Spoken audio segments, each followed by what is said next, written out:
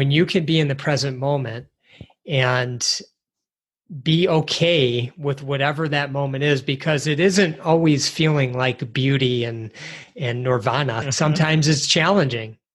We all know we've had challenges in our life. And when we look back on those challenges, usually people say, I'm better for that challenge. Life is an ongoing set of challenges. It's an ongoing set of lessons. That's all of our paths. And that's how we gain wisdom. Hey, my friends, this is Nishant, and welcome to the Nishant Garg Show. This is a podcast about helping you live a fulfilled life.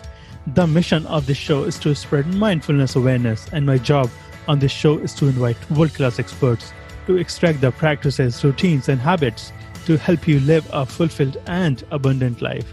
Have you ever wondered what it feels like to be at a silent retreat and develop leadership-based mindfulness practices? Do you ever ponder, can you be happy through meditation? My today's guest, Rob Dube, will explain you that and much more. Rob started his first business by selling blow pops out of his high school locker, and now he is the president and co-founder of imageOne, which was ranked on the 2017 list of Forbes Small Giants, America's best small companies. Throughout his 29 years of experience, he has developed an unwavering passion for delivering extraordinary experiences that positively impact the lives of his team members, the goals of his customers, and the fabric of our community.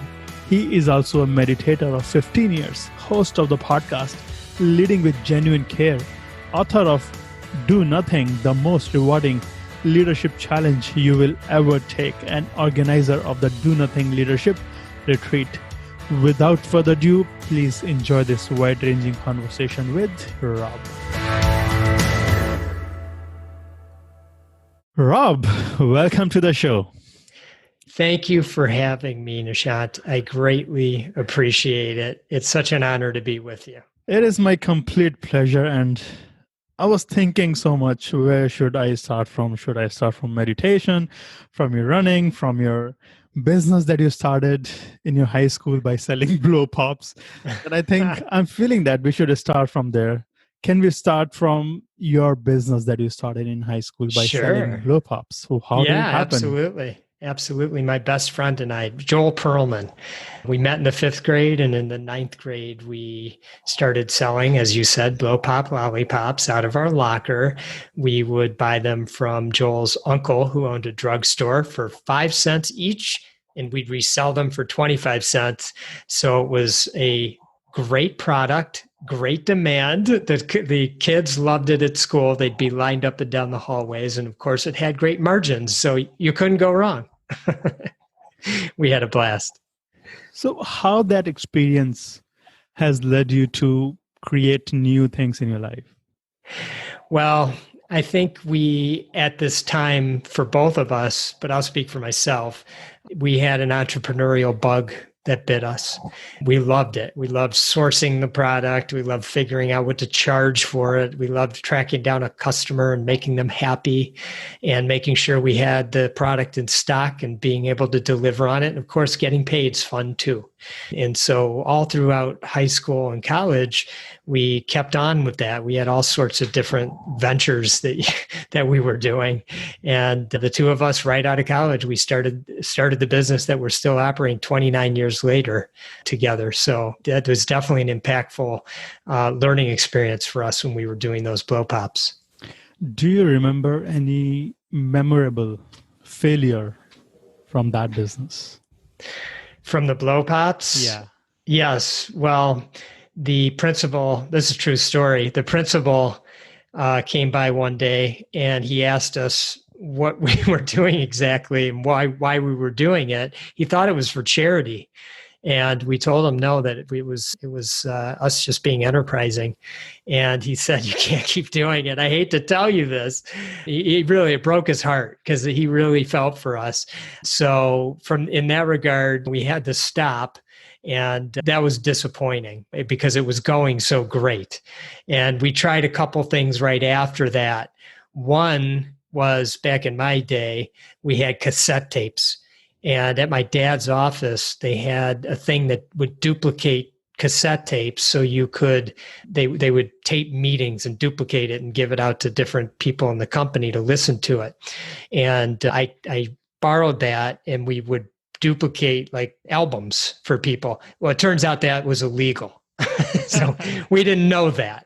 So that we had to shut that down very quickly. So those were some of the early lessons that we learned. Like maybe you need to do a little bit more research on some things before you jump into them. And how was your parents' experience when you were working on that business in your high school? Or what was their reaction time? Yeah, they were always so supportive, both of our parents, and whatever kind of resources that we needed. A couple of summers, we had a car detailing business, and our parents loaned us a little bit of money to buy like a shop vac and all the different supplies that we needed. And then we paid them back as we were able to get customers and get paid. And so they just, any idea that we had, I think they were happy that we were being productive, and it wasn't necessarily something where they felt like we needed to go out and get a regular job, so to speak. They were just always really supportive and would help us get the resources that we needed. We were very fortunate in that regard. I'm sure our listeners would be thinking, this is a mindfulness podcast and we are talking about different businesses. Well, we'll transit from business to the mindfulness. Okay. For sure in a bit. So Rob, at what point in your life did you start meditating? Well, and I'll help make the business transition into mindfulness. After graduating college and starting this business with my best friend, I also got married quite young, so about a year after that. And then my wife and I had kids pretty quickly. And so doing a startup with your best friend in ninth grade is one thing. When you're a full-fledged adult and you need to make life decisions on top of business decisions, for myself, it was causing me a lot of anxiety. And I tried different things. I was trying to figure out, I knew something didn't feel right. I went to therapy. That was extremely helpful, but it didn't necessarily help my anxiety go away. And I tried meditation, and I found it to be useful. And I continued on with it, and it has become a very important, I'll call it, tool in my toolbox, so to speak. There are many things that help me keep my life as balanced as possible, but the foundation is my meditation practice. What kind of therapy you attended at that point? So it was talk therapy, and is I guess I would say very basic in terms of just sharing what challenges I was dealing with, frustrations, issues, things from my childhood, the cause and effect of maybe some of those things that had happened, such as my parents getting divorced when I was 8 and having them be separated, and all the dynamics that went along with that, and their emotions and how I sort of internalized some of those emotions. And so just understanding some of those things were helpful to me. And learning that my parents are just regular people and not people necessarily to be quote unquote idolized who are perfect. Mm-hmm. They were just trying to make their way through life just like I am now. But it took me many years to really embrace that and be able to let go. I'm sure a lot of our listeners would be curious to know that. What made you realize that meditation is one of the ways for you to grow more in your life? Well, I can only speak for myself and how it impacted me. For me, it was a time where I could sit in silence and allow for my thoughts to roam around, so to speak, and recognize them without judgment, and then do my best to come back to, in my case, to my breath and focus on my breath for any amount of time that I could, and really be in the present moment, practicing what that feels like, what it feels like to be in the present moment, right here, right now, and not thinking so much about the past and what was wrong about the past or what I wish could change about the past, and not thinking about the future and what I hope I can control about the future. The only thing I can be focused on is this moment.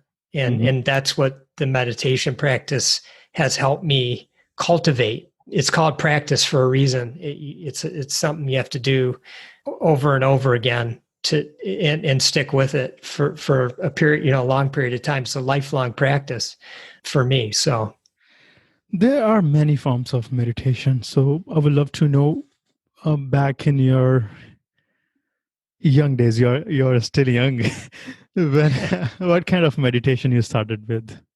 Yeah, I started with and I continue on with a basic focus, breath, attention. And I learned about mindfulness-based stress reduction, which was founded by John Kabat-Zinn, who's an MIT professor and created the Mindfulness-Based Stress Reduction Center at UMass in Massachusetts. Now there's something similar at Brown, and is just a method to help with stress, anxiety. And so I mainly follow that system, so to speak. But when I'm sitting in meditation, it really is just focus, breath, attention. Do you still have the same practice now? I have the same practice now. Different things I've incorporated into my practice are things such as compassion, love, and kindness, which has been very useful for me. And I can talk more about that if you, yeah. So this is a time where I will think about myself, actually starting with myself, and really wish myself love and compassion and health and healing and safety and security. And for many people, that's a difficult thing to do because oftentimes we think of ourselves second and we want to be of service to others, which is very important.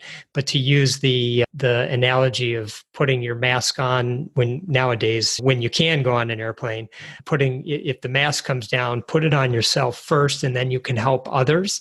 And so wishing yourself compassion is a really wonderful way to start off the practice. And then moving into people that you care deeply about and love unconditionally, family members, friends, peers, anybody that you can think of. And then people that you see and who service you in some way, shape, or form.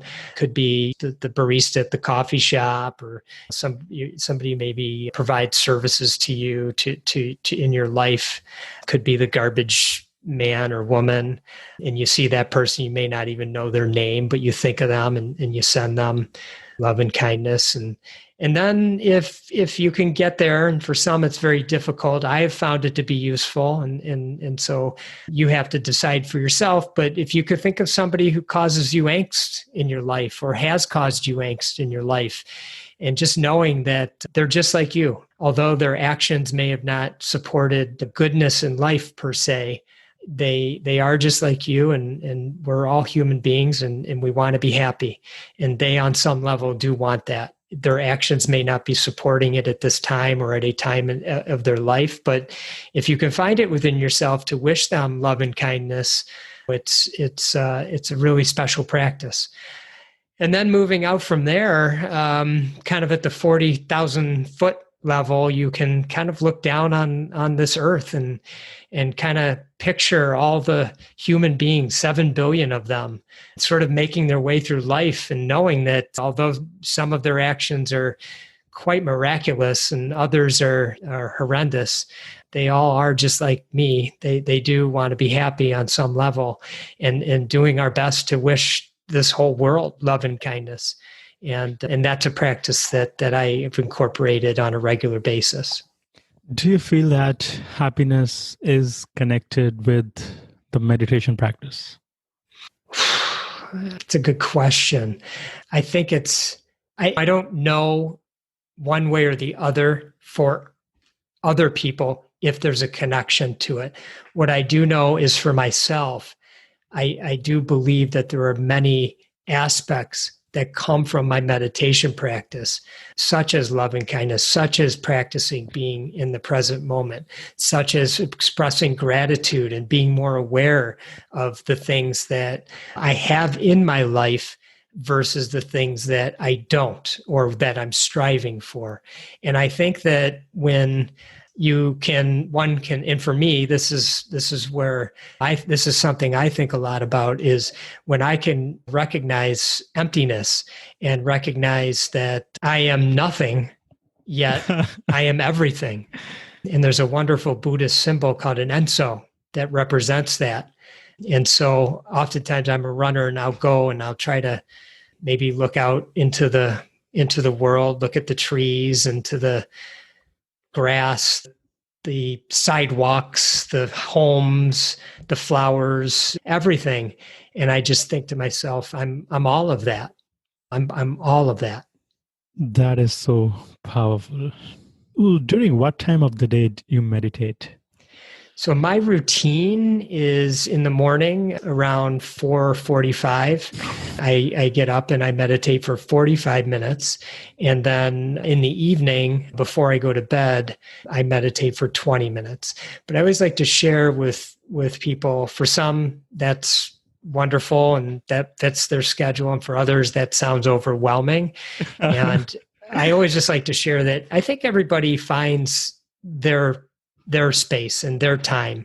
And that's what's important to know. There isn't some particular way that you must do a meditation and a certain amount of time you should do it or whatnot. I mean, you and I know there's people that do it for hours and hours per day, and others and there's retreats, and there are those that can literally feel like they can do it for 5 minutes, and that's all they can really fit into their day. And so I just say, find your spot. We have different times in our lives that where we have more time to do things like this or less time.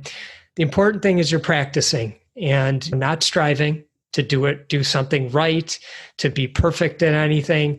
You're just sitting without judgment. This is your one time you get off the hook. You don't have to be perfect. You don't have to do everything right. You don't have to execute or whatever the case might be. You don't have to be the perfect parent, the perfect team member, the perfect family member, whatever it might be. This is your time where you get to just sit, hopefully in silence. Your thoughts will be ever present. Just try your best to recognize them. Come back to your breath, the present moment, right here, right now, and then begin again. So your morning meditation practice takes about 45 minutes. Do you have other practices as part of your morning rituals? Yes, I do. So after my practice, I do some reading, and then I do some yoga movement for about 20 minutes. And then I usually try to do something physical. Oftentimes I will run, but sometimes I'll do other types of exercise. This is interesting to know about you, Rob, that you are a busy man and you spend good amount of time in these mindfulness practices. And I believe that it really helps in life to go to the next level and to find that deep inner peace. Yes, and I have found for myself that my morning routine is very important so I can be my best when I start interacting with other human beings. I just want to serve as best as I can. And if I can set myself up to do that in the best way possible, I believe the time that I dedicate to that morning routine helps me come and show up as my best. Yes, I like to get into the specifics. So I would love to ask you, what kind of books do you read in the morning? Well, I usually have a few different types of books that I might go between, and it just has mostly to do with my state of mind and what I feel needs to be fed. So it could be exclusively, it's usually something I'm learning. So I will say that. Oftentimes I do lean towards books that are philosophical in nature and thoughtful about life and wisdom. And I just look for nuggets that I might be able to incorporate in my life. These are small things that are easier to kind of incorporate as opposed to larger things that can feel overwhelming. And my belief has always been that to the degree that I can take small things and add them up to a big thing over time, that will be more impactful for the way I am. Other times I'll read maybe a book about business, and usually something where I feel either my company or myself as a leader where I'm struggling. And again, I'm looking for nuggets. So what can I incorporate for myself personally, or what can I bring to the team that might help us work through a difficult situation? Thank you for explaining, Rob. And I have observed in my life as well, when I read in the morning, even if it is one page, in some page from the inspirational book, it really helps. It really calms me down. It really helps. It does. I used to have a challenging time reading, and many, many years ago, I took an executive course called the Strategic Coach, and it's a 3-year course in person, 3 times a year. And at the very first day, the person who was leading the workshop sort of got on a tangent a little bit, just not a bad tangent, a good tangent actually. And he was talking about reading. And it really had nothing to do with the day's work. It was more just a personal story that he was sharing. And he shared that he was always had a difficult time reading, and that he just decided one day to start with 1 page. And that's all if he did that, that was a win. And so the only pressure he put on himself was just 1 page. And of course, you can guess where the story is going from there. Now he's an avid reader. And I took his advice and I did the exact same thing. And I became an avid reader. And what I learned was that is also a muscle that needs to be cultivated, and it gets easier over time. Yes. But at the beginning, it hurts a lot. Yeah. I was in the same boat. I hated reading, and up until 3 years ago, and starting with 1 page at a time. Now you come at a point where you enjoy reading. So true.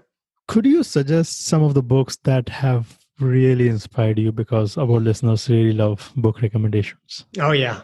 One of my favorites is by Viktor Frankl. And it's such a favorite. I'm also blanking on the name of it, which is horrible. Man's Search for Meaning. Thank you. It is in front of me right now. Oh, that's fantastic. I'm so glad. And so that's been one of my favorites to hand out to people. And it's always an impactful read for people. Jack Kornfield has been a very impactful person in my life, not directly, but through his books. And one of the first books I read on mindfulness early on is called Wise Heart. And that's a favorite book of mine. Jon Kabat-Zinn also has a wonderful book that I like to recommend called, and I'm going to mess up the title slightly, but it's something like Wherever You Are, That's Where You Are, or something like that. Yeah. So those are a few. On the business side of books, there's a book called Small Giants, which is about companies that choose to be people first before profit. Doesn't mean they're not uber profitable or anything like that, but it's people first. And that's been a very impactful book in my life. And there's a book called Mindfulness Matters, which is written by Ari Weinzweig, who's the founder of a deli and multiple businesses that are attached to that deli called Zingerman's Community of Business in Ann Arbor, Michigan. Another favorite of mine. Yeah, I love it. So can I add a small point over here? Of course. So I have Man's Search for Meaning right in front of me. Mm-hmm. And at page 137, there is a chapter called The Case for a Tragic Optimism. Mm-hmm. I literally love this chapter, and I go back to this chapter over and over. It's about connecting to your purpose and meaning. Whenever you feel that you're kind of lost in the life, you're not sure where you're heading. So I get to this chapter to reconnect to who I am, what I'm doing, where I'm heading, and finding that meaning in and optimism in suffering and pain. That's so good. It's a wonderful chapter. Yeah. And well, Rob, you have a book, Do Nothing. So we got to talk about that. So Do Nothing, how did you come up with this Do Nothing concept? First of all, thank you for asking about that and for mentioning my book. The The name came about because I started going on retreats a number of years ago, and they would be between 7 and 10 days, either 7 or 10 days in length in silence. And there was some curiosity from people that when I would come back, there was curiosity from people about what this whole thing was about. And one person said to me once, what do you do? Do you just sit around and do nothing all day? And we kind of laughed, and he said, that'd be a good title for a book. And I said, that's interesting. And he said, have you ever thought of chronicling a little bit of what the mindfulness journey that you've been on, and how these retreats have been impactful, and why they may not be as sort of quote unquote scary as it might seems to be in silence. And so that's how the name came about. And the subtitle is The Most Rewarding Leadership Challenge You Will Ever Take. And I just challenge leaders to first consider taking on a meditation practice and see if that's useful for you, because to the degree your success has a good degree on the people that you're around and how you treat those people. And so the more mindful that you could be about that, you'll be ultimately that multiple more successful. That said, it's great to just have that skill and cultivate it in general in life, and not for some specific reason that gets you successful, but nonetheless, it's quite a useful skill to have. And then secondly, I encourage leaders, and I encourage all sorts of people that you don't have to be in a leadership position to go away and be in silence for a period of time. Most of us haven't been in silence in our entire life. When we were babies, we obviously couldn't talk initially, so that would be a period of time where we didn't talk. But once we started talking, we really never stopped. And so this is a really unique time to work a different kind of muscle, which is, what's it like to not talk, and what's it like to be in your mind for some period of time. And it can seem overwhelming and quite scary, actually. And I had those same feelings. But what I learned, and this has been a common theme from others who have taken retreats, is that typically the first 2 or 3 days, your mind is quite busy with all the kind of surface stuff that is happening in your life. And then something shifts in that 3rd or 4th day where it starts to dissipate, and then new things start to arise. And some of those are difficult, and others are really quite beautiful, but they're there. And it just goes to show you they are there.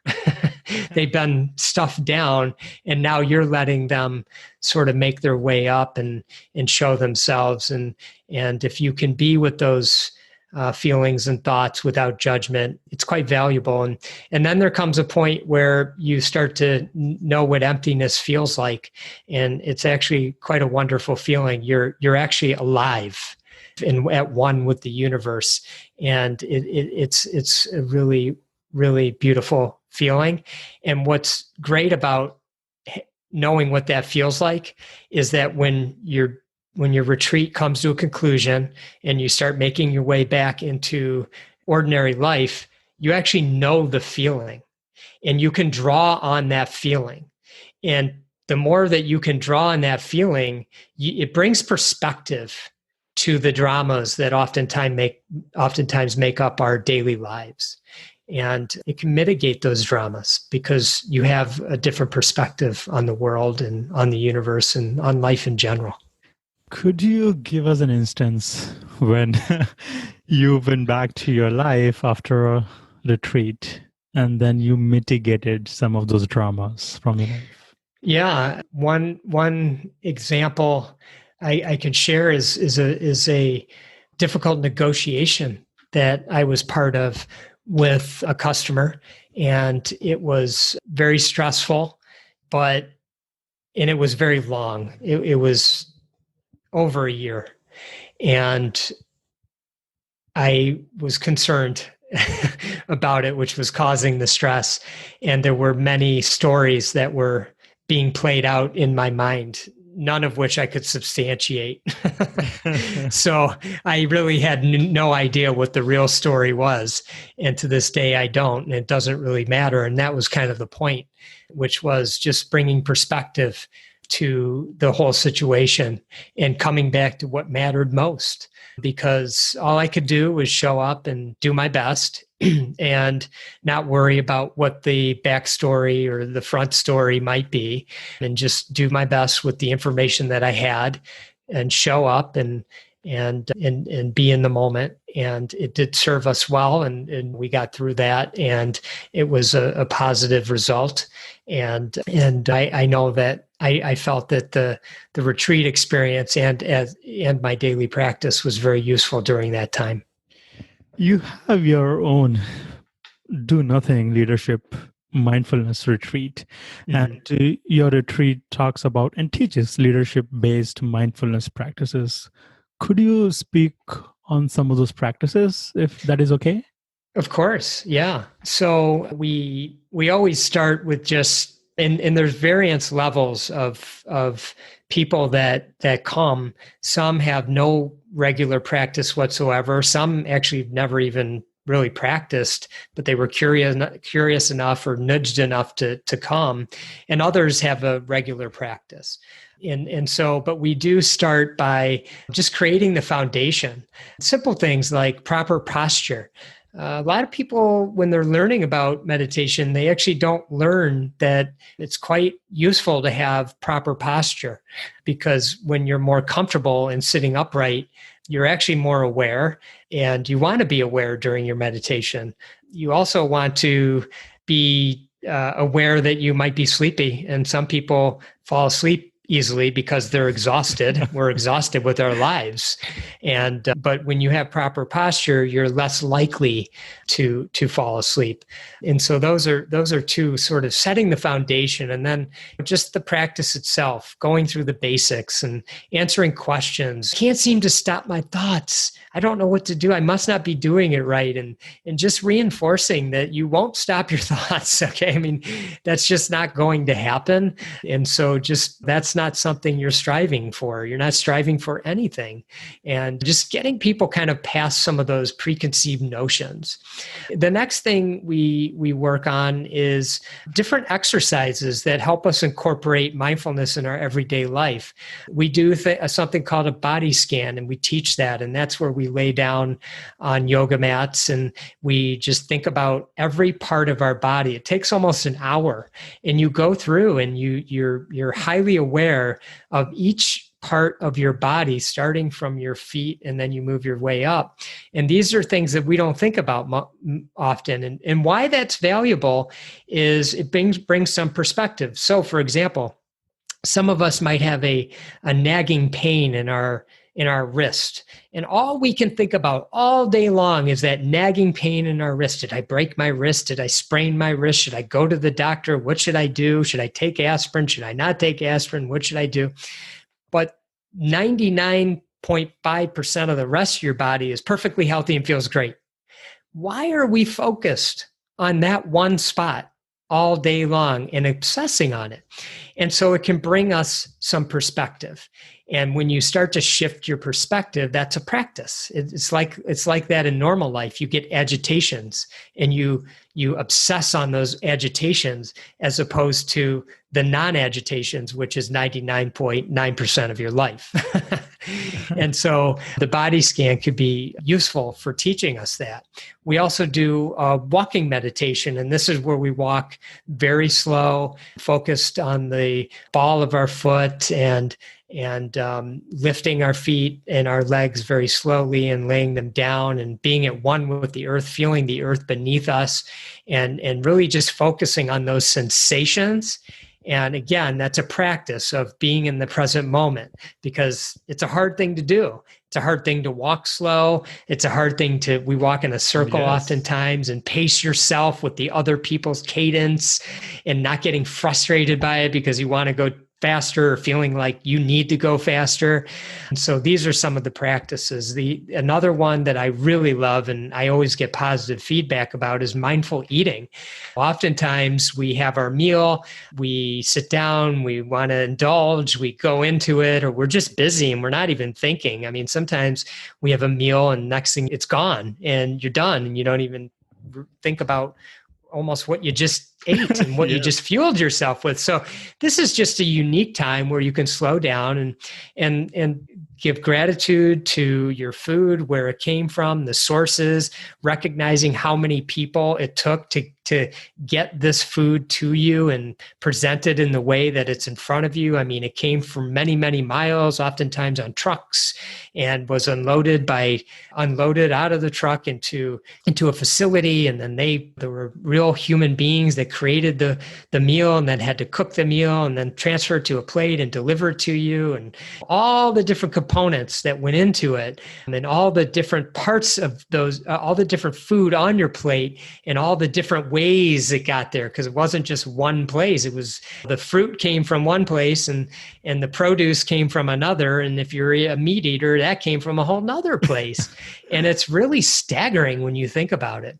And then taking your time and really looking at the food and studying it and looking at its unique shapes and sizes, and then placing it slowly in your mouth and taking your time as you chew to really allow the tastes, the juices to make its way into your sensation, and like saying, wow, that's what a tangerine actually tastes like, or that's what a grape actually tastes like, or a cucumber, or a bite of chicken or fish, or whatever it might be. Really allowing for you to notice it going into your body and taking course through your body and where it might go and where it ends up, and what the result of that is. It's energy, and it's energy source from all over, and it's all connected.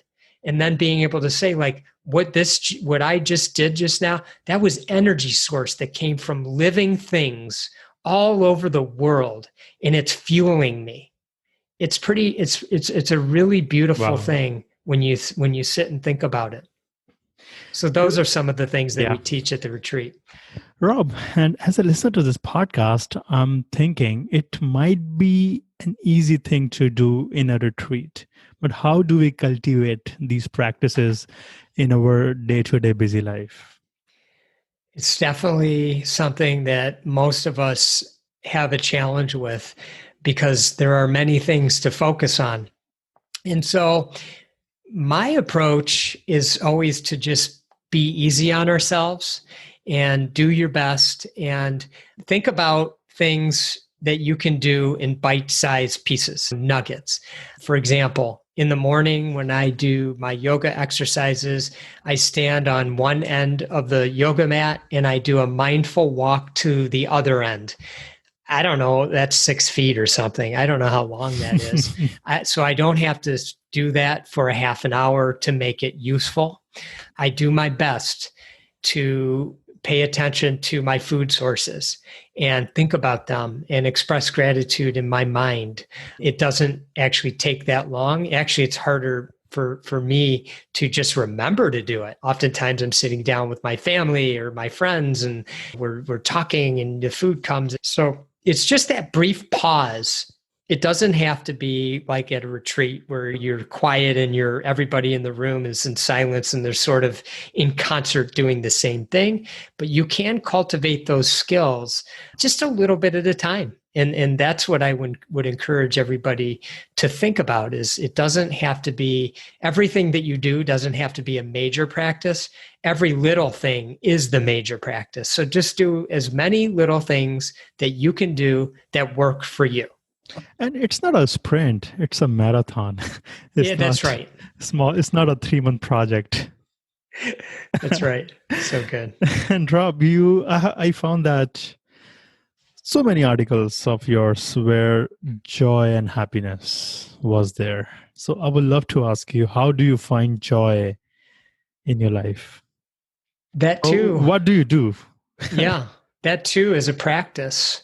And when you can cultivate with a strong foundation of mindfulness, you can more quickly become aware and be in the present moment. And when you can be in the present moment and be okay with whatever that moment is, because it isn't always feeling like beauty and nirvana, so to speak. Sometimes it's challenging. But when you can be in that moment and recognize, let's just use a challenge as an example.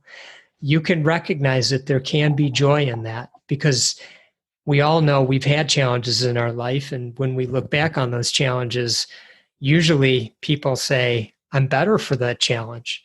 Life is an ongoing set of challenges. It's an ongoing set of lessons. That's all of our paths. And that's how we gain wisdom. And so when we can recognize what's happening in that moment and being okay with it, that's true joy. It comes naturally. And you're not trying to attach to joy. Like, I'm trying to find joy. Is this joy? Most people, if you say joy, that might conjure up pictures of laughing and dancing or being with family and on vacation and things like that. And actually, joy is every moment if we can just let it be and show up and be our best. It doesn't mean that we just, if you're in a challenging time, it doesn't mean you check out. Of course, you show up, you do your best, you work through those challenging times, you gain that wisdom, and all the while, it can be joyful. Yes. There is a book called Awareness from Anthony DeMello. So he talks about that finding happiness and joy in external things is fine, but when we get attached to it, it's not good. And we find thrill. Those are thrills and excitements in the material world. But joy is not that. Joy is something different. So true. I would love to ask you about your running practice. Do you find you're a passionate for running? So do you find that your running is one of your meditative practice or therapeutic practice? I think so. It's certainly, I don't listen to music or bring my phone or my device or anything like that. I do think it's some of the ways that it serves me is it's movement and I like to move and so that's important to me. And so I know that serves me well. I'm also outside. Living in Michigan, we certainly have inclement weather from time to time, but especially in the winter and in other times can be quite challenging. But I always make it a point to get outside and do my best to get that run in, because while I love the perfect temperature to go for a run, I also want to know what it feels like when it's snowing and very cold and windy and the wind chill, it's difficult. I want to feel that. I want to feel that nature on me. And it reminds me that I am living. And it can be joyful no matter what the circumstance. And so that's another thing about running that is joyful for me. And certainly it's a time to, much like when I'm sitting in meditation, to allow my thoughts to sort of roam. And I do find in my running, I do allow myself to maybe be more in a solving mode versus a non-judgmental sort of letting it be mode. And so that's a time where I might work through some of my thoughts. How many miles do you run usually? Well, typically on a typical week, I might run around 40 to 50 miles. So maybe 6 or 8 miles a day.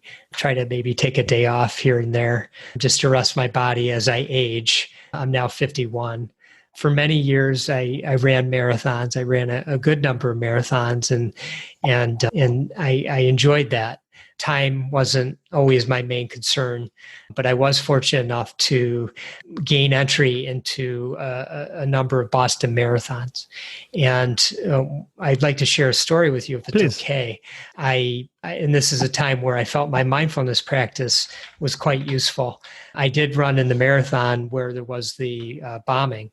And I was fortunate enough that I finished before that instance took place.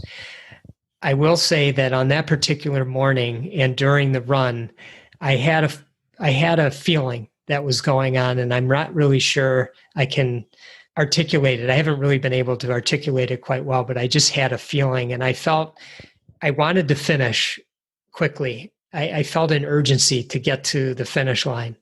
And I remember even seeing my family, and they were located towards the end of the finish line. And normally when I do see my family, I'll run off to the side and give them a hug or whatnot. But for this particular one, I ran by them and just waved, and I finished. And when I finished, for larger marathons, you go through sort of like a system. They give you some food and some packages in a medal, and then you go pick up your stuff, and it's kind of a bunch of corrals. It's almost like another half mile before you get out of there. And I remember feeling very urgent. I just felt a strong urge to move my way through there. And I did that. And then I met my family at the family gathering area. And I remember saying, let's get back to the hotel. And we started on our way, and I was walking quite fast. I remember my sister saying to me, you just ran a marathon. Why are you moving so fast? What's going on? Slow down. We can't even keep up with you. And I just said, I don't know. I just want to get back to the room. And we got back to the room. Our room happened to be situated with a view which overlooked the finish line. And we were sitting there. I had time to shower, and we were sitting there, and then we heard the explosion. And at first I thought maybe some bleachers had fallen or something like that. And we looked out and we saw people running. And then there was another explosion, and then there was more people running. And it was, we didn't know what was happening. We had no idea. And from there, my son went on social media, and there were Twitter reports that was a bomb. And I know that all of us were quite concerned, but I felt quite calm. I was concerned, but I felt quite calm. And everybody was trying to sort it out, everybody in the room, and there was a sense of panic. And I remember moving into the other room and asking my wife to come with me. And I felt quite calm, and I felt very capable of handling whatever was about to happen, which we just weren't sure what was going to happen from there. And I was able to speak with my family, and I felt that we were able to, through my ability to be calm and be in the moment, I felt like we were able to bring ourselves to a good place and be prepared to deal with whatever our next plan would be. And I remember that quite well. And I remember how I felt during that time. And upon reflection, I remember a day later, we were back at our home in Michigan, and it felt surreal, actually, that just a day ago, all this had happened, and we were able to find ourselves on this thing that would get us up in the air and get us back to a place in a different part of the world. And all of a sudden we were sitting in a completely different place 24 hours later. How surreal that felt. And being able to tap into the gratitude for our safety, and also the compassion for those that were affected during that time, and also for the effect that it had on us moving forward into our lives.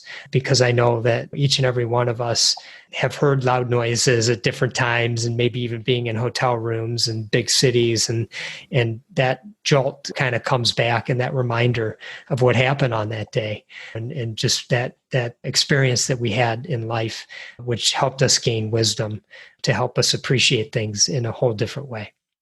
Thank you for explaining this wonderful story. So I would understand that because of your mindfulness and meditation practices before that helped you in being resilient through that incident. Yes, indeed. I ask this question to many of my guests usually. We have meditation practice, we have all these mindfulness practices, but how do we find that balance between what we already have, being appreciative of what we already have, and striving for success, striving for next thing in life? Well, I think that it does come back to some things that we've touched on around being grateful for what you do have, and not being attached to future outcomes. We all have things that we want to happen in our lives, things that we want to have in our lives, whether they be outcomes or possessions. But the ultimate is when we can be at peace with what we do have. And if those other things come and when they come, we're grateful for those things, but they know that they don't define our lives in any way. Nobody cares about what house you had or car or what measure of success you had in business. All they really care about is how you treated them. That's what they remember. No one gives a eulogy reminding the people at the funeral about what a wonderful possession you had or what a big business you grew or how successful you were in your career or whatnot. Now, those might be some points that they mention, but they usually tie back to stories around the time that you made an impact in their lives through kindness and through compassion and through genuine care and love.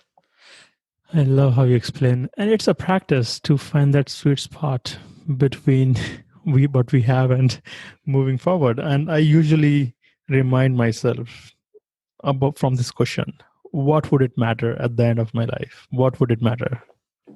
Yes. Yeah. It's a wonderful question to continually ask. I think I would speak for myself. I would ask questions, but I do not have answers. I think the best thing in life is to keep asking things, keep asking questions and not having answer for that. That is super uncertainty. It's true. I mean, we want the definitive, and now's the time that we aren't getting it. In COVID, everybody just wants to know, and we don't know.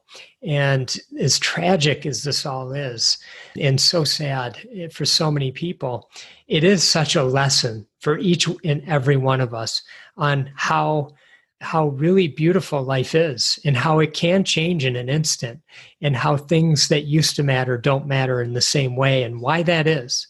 And so when we can remind ourselves in times like this and cultivate that skill, and my hope for the world truly is that we can take the wisdom that we're gaining during this time and learn how we can show up for each and every one of each other with great care and great compassion and really just pure love. Because when we pass each other now on the streets and we have, in some cases, masks on and we don't get to see our expressions and not know how one might be struggling, what's happening with that person, and how our action in that brief interaction can change the course of that person's day or that person's moment.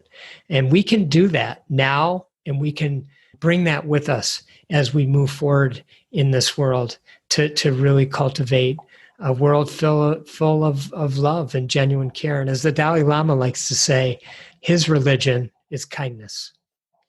That is so wonderful, Rob. So do you have any closing thought, anything that you want to share with our listeners? I would just ask that we all work and practice at bringing those skills, that genuine care to each and every one of us, and just know that we've all heard this many times.